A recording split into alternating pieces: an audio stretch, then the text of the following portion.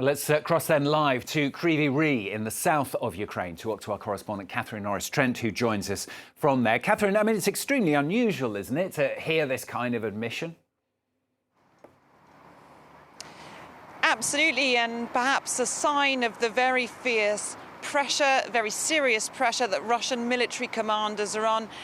We've seen in recent days appeals by Kremlin-installed leaders there in occupied southern Ukraine to evacuate civilians. They've been repeatedly calling on them to get to safer ground further south as the Ukrainian army continues in its offensive, which it launched in the summer, to retake the city of Kherson and that area too.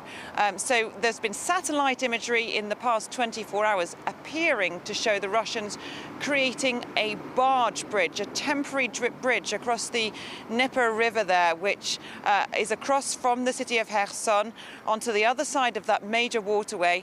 It could be to allow further military or civilian evacuations. Some Ukrainians I'm speaking to here, though, are remaining very wary. They're concerned perhaps that this is some kind of trap or bluff on behalf of Russian military forces, so they're remaining very cautious. Ukrainian forces have retaken hundreds of square kilometers of ground in the southern Kherson province in the past few weeks, though, and it seems like that push is seriously gathering pace with those appeals from Russian installed leaders there. The Ukrainian military have been liberating villages and say that they will continue to do so. You know, they're using the drones that we've seen to fire on Russian tanks. And the UK military intelligence have just published a report saying that they believe there is serious dysfunction in the head of Russia's military. So it seems like the situation is very shaky there and perhaps could change significantly within coming days or weeks. Meanwhile, Catherine, once again, there have been some early overnight attacks being reported in Ukraine. Once again, seems to be also continuing to try and target energy supplies. That's correct. The head of the military administration here in the city where I am, in Kryvyi Rih in south-central Ukraine, says that there were attacks overnight.